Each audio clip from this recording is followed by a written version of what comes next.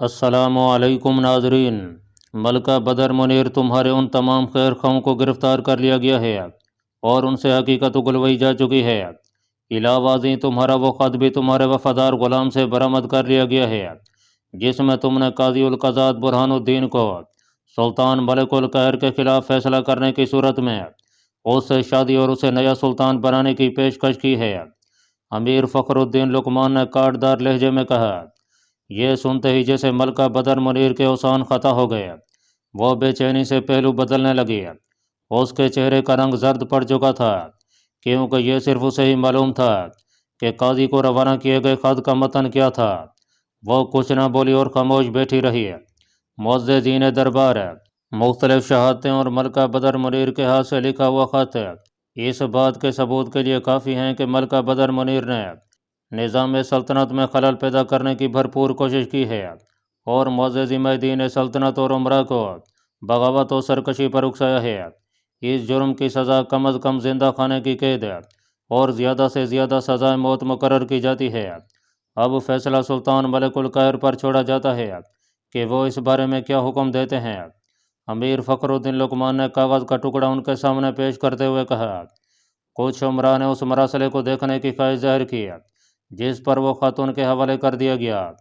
تھوڑی دیر تک وہ خط عمرا کے پاس گردش کرتا رہا، پھر امیر فخر الدین لقمان کے پاس واپس پہنچ گیا۔ سلطان محترم، ایک امیر اٹھ کر بولا، ملکہ بدر منیر پر لگایا جانے والا الزام تمام شہادتوں کے ساتھ ثابت ہو چکا ہے، لہٰذا ہماری یہ گزارش ہے کہ اسے عورت ہونے کے ناطے قتل کی سزا نہ دی جائے اور نہ ہی زندہ خانے میں ڈالا جائے، بلکہ اسے بلاد مصر سے جلا وطن کرتے ہوئے واپس موصل کی طرف روانہ کر دیا جائے۔ امیر کے خاموش ہونے کے بعد دوسرے کئی عمرا نے بھی اٹھ کر اپنی اپنی آراء پیش کیں۔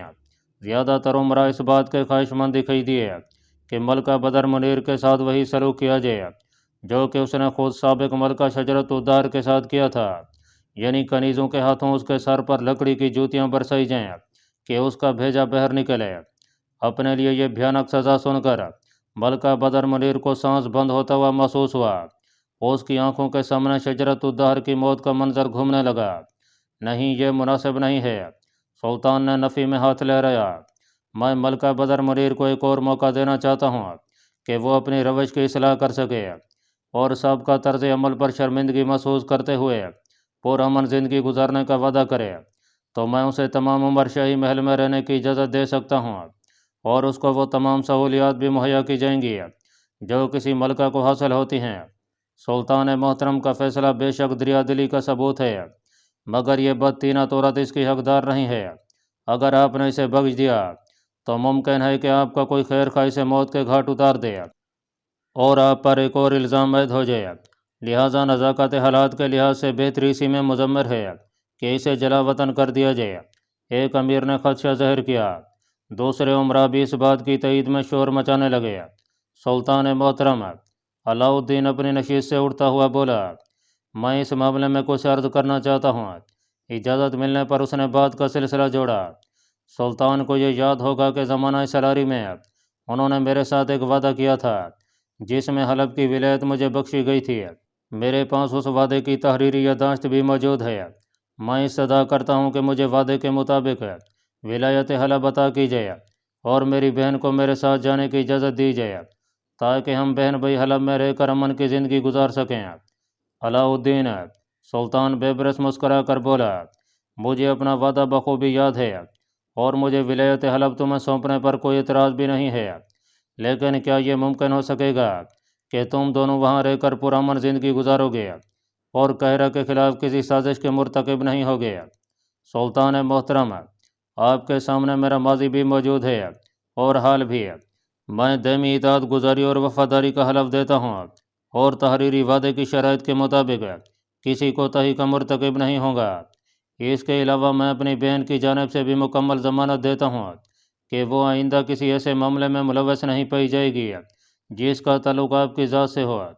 علاء الدین لولو نے سر کو خم دیتے ہوئے جواب دیا، سلطان محترم، ایک مملوک امیر نے احتجاج میں مداخلت کی۔ اب جب کہ حالات منکشف ہو چکے ہیں اور ان لوگوں کی ذہنی اپج کھل کر سامنے آ چکی ہے، ایسے حالات کے بعد ولایت حلب ان کے حوالے کرنا درست معلوم نہیں ہوتا۔ میری رائے یہی ہے کہ ان دونوں کو بلا دے مصر و شام کی حدود سے باہر نکال دیا جائے۔ علاؤالدین لولو کی درخواست کا مملوک امراء پر نہایت برا اثر پڑا۔ انہوں نے سلطان بیبرس کے سامنے علاؤالدین لولو کی درخواست کو رد کیے جانے کا پرزور مطالبہ کیا۔ سلطان بیبرس نے امراء کو مطمئن رہنے کا اشارہ کیا، میں نہ تو وعدہ شکن ہوں اور نہ ہی کسی کے خلاف بد اعتمادی کا اظہار کروں گا۔ علاؤالدین نے اب سب لوگوں کے سامنے اللہ تعالیٰ کو حاضر و ناظر جان کر اطاعت و فرما برداری کا حلف اٹھایا ہے، لہٰذا میں اس پر اعتماد کرتے ہوئے ولایت حلب علاؤالدین لولو کے حوالے کرنے کا اعلان کرتا ہوں، اور ساتھ ہی اسے یہ تنبیہ کی جاتی ہے کہ کسی بھی غلط حرکت میں ملوث پائے جانے پر اسے بلا تاخیر قتل کر دیا جائے گا۔ سلطان بیبرس کا حکم سن کر علاؤالدین لولو کے چہرے پر بشاشت پھیل گئی۔ اس نے سلطان کے اعتماد کو برقرار رکھنے کا وعدہ کرتے ہوئے اس کا شکریہ ادا کیا، جبکہ مملوک اور مصری امراء نے اس فیصلے کو سلطان بیبرس کی ناقبت اندیشی قرار دیا۔ دوسرے ہی دن علاؤالدین لولو اپنی بہن ملکہ بدر منیر کو ساتھ لے کر حلب کی جانب روانہ ہو گیا۔ ملکہ بدر منیر نے اس ضمن میں ضد کرنے کی کوشش کی، مگر علاؤالدین اس کے ساتھ بے حد درستی سے پیش آیا۔ وہ بخوبی سمجھ سکتا تھا کہ قاہرہ میں رہ کر وہ اپنی بہن کی کوئی مدد نہیں کر سکتا۔ حلب کی ولایت پانے کے بعد اسے قوت کے اجتماع کا موقع مل سکتا تھا۔ حلب کے گرد بے شمار قومیں موجود تھیں جو سلطان بیبرس کو شکست دینے کے لیے پوشیدہ طور پر تیاری میں مصروف تھیں۔ وہ علاؤالدین لولو کی معاونت سے اپنے مقصد میں بھرپور انداز میں کامیاب ہو سکتے تھے۔ علاؤالدین حلب کی جانب سفر کرتے ہوئے بے حد سرشار تھا۔ وہ عالم تصور میں بہت جلد بلاد مصر کا تخت اپنے قدموں کے نیچے محسوس کر رہا تھا۔ شنگ گلوکوز کے ہونٹ غیر ارادی طور پر کھلتے چلے گئے۔ لڑکیاں گلوکوز کے منہ سے اجنبی نام سن کر چونک پڑیں۔ گلوکوز کو واپس لوٹتے دیکھ کر وہ بھی اس کے پیچھے لپکیں۔ گلوکوز متحیر و پریشان نگاہوں سے شینجی کی جانب دیکھ رہی تھی، جس کے نقاب کے پیچھے سے بالکل شنگ کی آواز برآمد ہوئی تھی۔ وہ بالکل خاموش کھڑا تھا۔ گلوکوز اپنی بے قراری پر قابو نہیں رکھ پائی۔ اس نے آگے بڑھ کر جھٹکے سے شینجی کا نقاب نوچ ڈالا۔ دوسرے ہی لمحے اس کی آنکھوں میں آنسو بھر آئے اور وہ ہچکیاں لے کر سسکنے لگی۔ وہ چہرہ شنگ خان کا ہی تھا، اس کے ماموں زاد کا، جسے اس نے 1.5 ماہ پہلے زرعی زینوں میں دیکھا تھا۔ گل شنگ خان بمشکل بول پایا، اس کے چہرے پر ندامت پھیلی ہوئی تھی۔ اپنی زبان کو قابو میں رکھو شنگ، گلوکوز سسکتے ہوئے پھٹ پڑی۔ گلوکوز تو اسی دن مر گئی تھی جس دن تمہارے دادا منکانا نے اسے کوہ سرخ میں زندہ درگور کر دیا تھا۔ قبیلہ سرخ غر کی روایات دم توڑ چکی ہیں۔ تمہارے دادا سے تو اتنا بھی نہیں ہو سکا کہ مجھے وعدے کے مطابق ایک موقع تو دیتا۔ منکانا نے میرے ساتھ جو دھوکہ کیا ہے اس کی سزا تو اسے ایک دن بھگتنا ہی پڑے گی، اور آج تم کس منہ سے اپنائیت کا اظہار کر رہے ہو؟ تمہیں اس وقت ذرا خیال نہیں آیا تھا جب تم مجھے غار سے نجات دے کر اس اجنبی قید خانے میں پھینک گئے تھے؟ کاش مجھے اس غار میں مر جانے دیا ہوتا۔ تم اتنے دنوں سے میرے سامنے موجود ہو، مگر میری بے چارگی و بے بسی پر ذرا طرز بھی نہیں آیا۔ تم جیسے خود غرض انسان کو تو اپنا ماموزاد کہتے ہوئے بھی مجھے شرم آتی ہے۔ گل شنگ خان سر جھکا کر دھیمے سے بولا، اس سارے معاملے میں میرا کوئی ہاتھ نہیں ہے۔ مجھے معلوم نہیں تھا کہ تمہیں سزا دی جا چکی ہے، اور نہ ہی میں تمہیں اس غار سے نکال کر یہاں لایا ہوں۔ میں تو تمہاری تلاش میں وہاں پہنچا تھا، مگر خالی غار دیکھ کر بے حد پریشان ہوا تھا۔ ساتھ ہی کسی حد تک یہ امید تو بندھی تھی کہ تم زندہ ہو۔ کتنی ڈھٹئی سے جھوٹ بولتے ہو۔ اگر تم مجھے یہاں نہیں لائے تو تمہاری یہاں موجودگی کو میں کیا نام دوں؟ گلوکوز غرائی، میری موجودگی محض اتفاق ہے اور کچھ نہیں۔ میں تو تمہاری تلاش میں مارا مارا پھرتا رہا کہ ایک دن شیخ کبیر الدین کے پیروکاروں سے مٹ بھیڑ ہو گئی۔ میں نے انہیں خاصا نقصان پہنچایا۔ بالآخر انہوں نے مجھے پکڑ لیا اور گرفتار کر کے یہاں لے آئے۔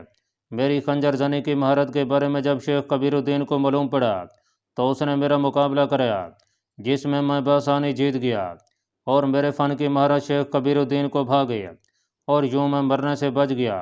شنگ خان نے بتایا، میں اچھی طرح سے جانتی ہوں کہ ایسی کہانیاں گھڑ لینا تمہارے لیے کوئی مشکل بات نہیں ہے۔ میں نے ایسی کئی سنسنی خیز کہانیاں تمہارے منہ سے پہلے بھی سنی ہیں۔ گلوکوز مشکوک انداز میں بولی۔ شنگ خان جھنجھلاہٹ میں پہلو بدل کر رہ گیا۔ گلوکوز وقت ہاتھ سے نکلتا جا رہا ہے۔ زہرا نے بات کو طول پکڑتے دیکھ کر مداخلت کی، ممکن ہے کہ کنیزوں کو ہوش آ چکا ہو، ہمیں جلدی کرنا ہوگی۔ تمہیں جاؤ دانی آسمان کی قسم، واپس لوٹ جاؤ۔ میں سب کو سنبھال لوں گا۔ نیچے خوفناک موت اپنے پنجے پھیلائے بیٹھی ہے۔ میں تم سے وعدہ کرتا ہوں کہ جلدی تمہیں یہاں سے واپس لے جاؤں گا۔ شاہ خان سماجت پر اتر آیا، اس کی آنکھوں میں آنسو بھرے۔ تیر ترکوں سے نکل چکا ہے، شنگ اب جو بھی ہوگا دیکھا جائے گا۔ اپنوں کے زخم کھا کر مرنے کی بجائے مجھے دوسروں کے زخم سے مرنا منظور ہے، گل وقوز نے فیصلہ کن لہجے میں کہا۔ دوسرے ہی لمحے وہ اپنی ساتھی لڑکیوں کے ہمراہ زینے اتر گئے۔ شاہ خان وہیں کھڑا مٹھیاں بھینچتا رہ گیا۔ وہ گل وقوز کو موت کے منہ میں جانے سے بچانے کا خواہشمند تھا، مگر شیخ کبیر الدین کا بنا ہوا جال ہی کچھ ایسا پیچیدہ اور دشوار گزار تھا کہ اس میں سے بچ نکلنے کی کوئی راہ دکھائی نہیں دیتی تھی۔ میں پہلے سے ہی جانتا تھا کہ اس کی موت تمہارے ہاتھوں مقرر ہے، مگر قبل از وقت یہ راز منکشف کرنا درست نہیں تھا۔ شیخ عز الدین بن سلام دمشقی کی مشفقانہ آواز سنائی دی تو سلطان بیبرس چونک کر ان کی صورت دیکھنے لگا۔ یا شیخ، یہ کیسی بات آپ نے کہہ ڈالی؟ ملک مظفر نے جو خواب ابوالعباس شمس الدین کو سنایا تھا وہ تعبیر کے لیے میرے پاس آیا تھا۔ میں خواب سننے پر بجھ گیا تھا۔ اس کی موت قتل کی صورت میں ظاہر ہوگی، البتہ قاتل یعنی سفید پرندے کے لیے میں کسی کا نام نہیں لے پایا۔ جب تم نے تتاریوں کے خلاف مہم چلی اور پورے لشکر کی سلاری حاصل کر لی تو مجھے اندازہ ہو گیا کہ وہ قاتل کون ہے۔ میں جانتا ہوں تم یہاں صرف اس لیے آئے ہو کہ تمہارا ضمیر ابھی تک عالم شرمندگی میں غرق ہے اور احساس جرم مسلسل کچوکے لگاتا رہتا ہے۔ شیخ، میں نے کبھی ایسی تمنا نہیں کی تھی کہ میں سلطان ملک مظفر کو قتل کر کے اقتدار حاصل کروں، پھر بھی ایسی صورت پیدا ہو گئی کہ وہ میری تلوار کا نشانہ بن گیا۔ جو گزر گیا باعث افسوس ہے، مگر اب تمہیں اس غلطی کا ازالہ کرنے کی ضرورت ہے۔ میں کچھ سمجھا نہیں۔ میں تمہیں دن رات سجدوں میں پڑا رہنے کا مشورہ نہیں دے رہا، بلکہ یہ واضح کر رہا ہوں کہ تم پر جو ذمہ داری ڈالی گئی ہے اس کی تکمیل میں اخلاص و دیانت داری کو فروغ دو۔ خلقت خدا اس وقت ظلم و ستم میں مبتلا ہے، ان کے لیے راست اقدامات اٹھاؤ۔ دشمنان اسلام کو اسلامی ریاستوں سے باہر نکال کر وہاں امن و امان قائم کرو۔ تم کل تک جس جذبے میں سرشار رہتے تھے اسے آج استعمال کرو۔ ذہن پر سے وہ سارے بوجھ اتار ڈالو جو تمہارے ماضی سے وابستہ ہیں۔ وہ سفر گزر گیا ہے، اب ان تصورات کو عملی جامہ پہناؤ جو تم اپنے دماغ میں چلتے پھرتے محسوس کرتے تھے۔ اللہ تعالیٰ نے اپنی خلقت کی باتیں تمہارے ہاتھوں میں تھما دی ہیں، اب یہ تم پر منحصر ہے کہ تم انہیں کس طرف لے جاؤ گے، تباہی و بربادی کی جانب یا سکون اور خوشحالی کی طرف۔ سلطان بیبرس خاموشی سے سنتا رہا۔ شیخ عز الدین کے انداز گفتگو میں ایسا سحر تھا کہ چند لمحوں میں اس کے ذہن کا سارا بوجھ کافور ہو کر رہ گیا۔ وہ خود کو بے حد ہلکا پھلکا محسوس کرنے لگا۔ اس کے چہرے پر پھیلنے والی طمانینت شیخ عز الدین کی نگاہوں سے اوجھل نہ رہ سکی۔ وہ محض مسکرا دیے۔ یا شیخ، میں چاہتا ہوں کہ بلاد شام کو بلاد مصر کے ساتھ جوڑ دوں تاکہ دشمنان اسلام کو پیش قدمی کا موقع نہ مل سکے۔ بلاد شام کی خستہ حالی پر کسی دشمن کا اس پر قابض ہو جانا مشکل امر نہیں ہے۔ کیا مجھے یہ قدم فوراً اٹھا لینا چاہیے یا کچھ توقف اختیار کیا جائے؟ پھر اس نے سوال کیا۔ تمہیں ذرا سے بھی دیر نہیں کرنا چاہیے، فوراً بلاد شام پہنچو اور وہاں مزید انتظامات کرو تاکہ وہ دشمنوں کی دست رس سے محفوظ ہو جائیں۔ ناظرین، سلطان ملک القاہر بیبرس نے محرم 659 ہجری میں دمشق پہنچ کر ایک عظیم الشان دربار منعقد کیا جس میں بلاد شام کے تمام والیوں، روسا و معززین اور عمراء کو دعوت دی جو تتاریوں کے حملوں کے بعد بلاد شام کی متعدد چھوٹی چھوٹی املاک اور ریاستوں پر قابض ہو چکے تھے۔ دربار کی رسمی کارروائیوں کے بعد سلطان بیبرس نے ایک پراثر خطاب کیا جس میں یہ واضح کیا گیا کہ بلاد شام کی بقا ماضی میں بغداد کے ساتھ منسلک تھی اور سقوط بغداد کے بعد وہ بالکل غیر محفوظ اور تنہا رہ گیا ہے۔ تاتاریوں کی بربریت نے بلاد شام کو ایسا پامال کر ڈالا ہے کہ اس کی سخت کمزور پڑ چکی ہے۔ صلیبی اور تاتاری ابھی تک بلاد شام کو اپنی گرفت میں لینے کے منصوبے بنائے بیٹھے ہیں۔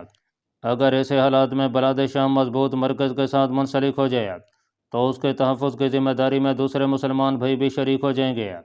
سلطان بیبرس نے یہ بھی واضح کیا کہ تاتاریوں کی واپسی یقینی ہے، وہ کسی بھی وقت بلاد شام اور پھر بلاد مصر کا رخ کر سکتے ہیں۔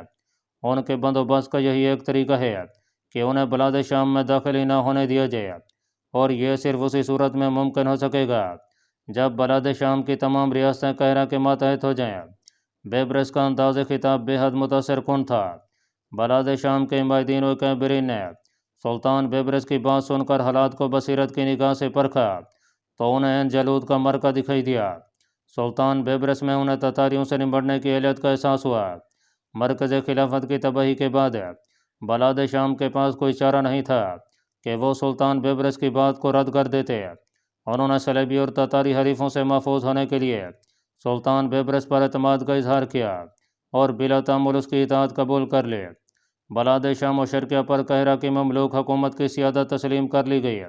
بلاد شام و شرقیہ کو ایک بار پھر بلاد مصر کے ساتھ ملحق کر دیا گیا۔ اس الحاق کا شیرازہ سلطان ملک صالح نجم الدین ایوب کی وفات کے بعد بکھر چکا تھا۔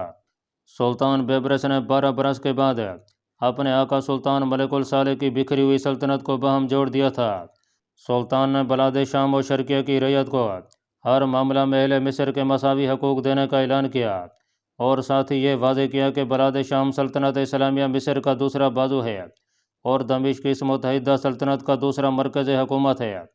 تالیف قلب کے طور پر اس نے بعض شہروں اور ریاستوں میں قدیم خاندانوں کی سیادت برقرار رکھی، لیکن ان پر یہ شرط عائد کر دی کہ وہ مرکزی حکومت کے احکامات اور قانون کے پابند ہوں گے۔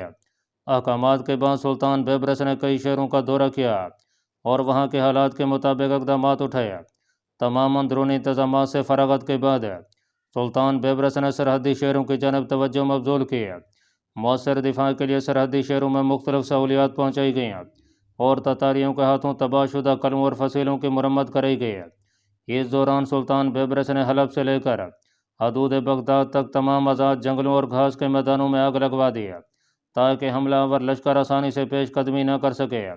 اس کا ایک مقصد یہ تھا کہ نہ صرف راستے معدوم ہو جائیں بلکہ دشمن کے لشکر کو جانوروں کے لیے چارے کے لیے پریشانی اٹھانا پڑے۔ جہاد کی غرض سے آنے والے نوجوانوں کو مزید تربیت دیتے ہوئے انہیں مستقل سپاہی قرار دیا گیا۔ بلاد شام میں زیادہ تر وہ لشکر تعینات کیے گئے جو مقامی افراد پر مشتمل تھے۔ سلطان بیبرس نے صرف تتاری حملوں کے سد باب کے لیے تمام قوت خرچ نہیں کی بلکہ صلیبی لشکر کی جانب بھی اس کی توجہ رہی۔ اس نے صلیبی لشکروں کے متوقع راستوں کے ساتھ بھی ویسا ہی سلوک کیا۔ بلاد شام کے انتظامات سے مطمئن ہونے کے بعد اس نے قاہرہ واپس لوٹنے کی تیاری شروع کر دی۔ اس دوران سلطان بیبرس نے قاہرہ کی جانب حکم بھیجا کہ وہاں موجود تمام مہاجرین کو اپنے اپنے علاقوں میں روانہ کر دیا جائے تاکہ قاہرہ پر بڑھا ہوا بوجھ کس قدر کم ہو سکے۔ سلطان بیبرس نے اپنی نگرانی میں بے حد تیز رفتاری سے انتظامات مکمل کروائے۔ یہ دیکھ کر بلاد شام کی رعیت کو یقین ہونے لگا کہ واقعی قاہرہ کی سیادت تسلیم کر کے انہوں نے کوئی غلطی نہیں کی۔ ناظرین، شاہ خان کی بات سچ نکلی۔ زینے کے اختتام پر ایک وسیع و طویل راہداری موجود تھی جہاں مشنوں کی تیز روشنی کا اہتمام کیا گیا تھا۔ راہداری میں تھوڑے تھوڑے فاصلے پر مسلح محافظ چوکس انداز میں تعینات تھے۔ گل وقوز اپنی ساتھیوں سمیت زینے کی دیواروں سے چپکے رہی۔ اتنے زیادہ محافظوں کی نگاہوں سے بچ نکلنا کسی صورت ممکن نہیں تھا۔ ان کے ساتھ بھیڑ جانا بھی سراسر خودکشی کے مترادف تھا۔ گل وقوز سمیت تمام لڑکیاں گومگوں کا شکار دکھائی دیں۔ ان کے پاس اس صورت کے سوا کوئی دوسرا چارہ نہیں تھا کہ وہ واپس لوٹ جاتے یا پھر محافظوں سے بھرپور انداز میں مقابلہ کرتے ہیں۔ اس صورت میں شاید ہی فرار کا کوئی موقع میسر ہو پاتا۔ اب کیا کیا جائے؟ جفا کی پریشان سرگوشی گل وقوز کے کانوں میں پڑی۔ وہی جو ہم نے رات کو نکلتے ہوئے طے کیا تھا۔ گل وقوز نے دو ٹوک جواب دیا۔ قید کی زندگی کی نسبت جرأت کی موت زیادہ پرکشش دکھائی دے رہی ہے۔ زہرا نے جوشیلے انداز میں سب کی ہمت بندھائی۔ ہمیں اس موقع پر جوش کی بجائے ہوش سے کام لینا ہوگا۔ کسی طرح قریب کے محافظوں کو اپنی جانب متوجہ کر لیا جائے تاکہ ان کی تلواریں حاصل ہو سکیں۔ ہمارے خنجر زیادہ کارگر ثابت نہیں ہوں گے۔ گل وقوز نے مشورہ دیا۔ تم ٹھیک کہتی ہو۔ واپسی کی تمام راہیں مسدود ہو چکی ہیں۔ صبح ہوتے ہی ہمارے فرار کی خبر شیخ کبیر الدین تک پہنچ جائے گی۔ کنیزیں ہوش میں آتے ہی یقیناً شور مچا کر سب کو اپنی جانب متوجہ کر لیں گے اور پھر نہ جانے کون سی قیامت ہم پر ٹوٹ پڑے۔ یہی مناسب دکھائی دیتا ہے کہ ہم خود قیامت بن کر ٹوٹ پڑیں۔ انزیلا نے خدشے کا اظہار کیا۔ ہم ذہنوں میں ہلکا پھلکا کھٹکا پیدا کریں گے جس سے یقیناً کوئی نہ کوئی محافظ اس جانب ضرور آئے گا۔ پھر اس کے ساتھ جو کچھ ہو سکے گا وہ نہایت خاموشی سے کیا جائے۔ ہم اتنی دیر تک سامنے نہیں ظاہر ہوں گی جب تک ہمارے قبضے میں 4 تلواریں نہ ہو جائیں۔ گل وقوز نے انہیں ہوشیار کرتے ہوئے اپنی جوتی کی ایڑی مدھم انداز سے زمین پر گھسائی۔ گھسٹ کی خفیف سی آواز نے گہرے سکوت میں ہلکا سا ارتعاش پیدا کیا۔ قریب موجود محافظ چونک کر زینو کی جانب متوجہ ہوئے۔ پھر انہوں نے ایک دوسرے کی جانب دیکھا۔ تم دونوں ادھر جاؤ اور دیکھو وہاں کیا ہے۔ ایک محافظ نے زینو کے قریب موجود سپاہیوں کو حکم دیا۔ سپاہی محتاط انداز میں زینو کی جانب بڑھ گئے۔ زینو کے آغاز میں تو کسی قدر روشنی موجود تھی، مگر بھلے ہی سا اندھیرے میں ڈوبا ہوا تھا۔ سپاہیوں نے آنکھیں پھاڑ کر اندھیرے میں دیکھنے کی کوشش کی، مگر انہیں کچھ دکھائی نہیں دیا۔ وہ واپس لوٹنے ہی والے تھے کہ زینو میں ہلکی سی سرسراہٹ ابھری۔ وہ چوکنے دکھائی دینے لگے، ان کی تلواریں نیاموں سے باہر نکلیں اور وہ زینو پر پھونک پھونک کر قدم رکھنے لگے۔ وہ چند زینے اوپر گئے تھے کہ ان کی گردنیں کسی ناگہانی شکنجے میں چلی گئیں۔ ان کے حلق سے خرخراہٹ برآمد ہوئی۔ دوسرے ہی لمحے انہیں تیز دھار کا احساس ہوا۔ زہرا اور جفا نے انہیں ہمیشہ کے لیے زندگی سے محروم کر ڈالا تھا۔ گل وکوز اور انزیلا نے پھرتی سے ان کی تلواریں اپنے قبضے میں کر لیں تاکہ ان کے مرنے سے شور پیدا نہ ہو۔ جفا اور زہرا نے سپاہیوں کی لاشیں اس طرح دیوار کے ساتھ لگا دیں کہ وہ بیٹھے ہوئے دکھائی دینے لگے۔ کچھ دیر یوں ہی گزر گئی۔ محافظوں کی توجہ زینو کی جانب مبذول تھی۔ جب کچھ دیر تک ان کی واپسی نہیں ہوئی تو انہیں شک گزرا۔ محافظ نے مزید 4 سپاہیوں کو زینو کا جائزہ لینے کے لیے بھیجا۔ وہ سپاہی بھی لڑکیوں کے ہاتھوں موت کے گھاٹ اتر گئے۔ تلواریں ان کے قبضے میں پہنچ چکی تھیں۔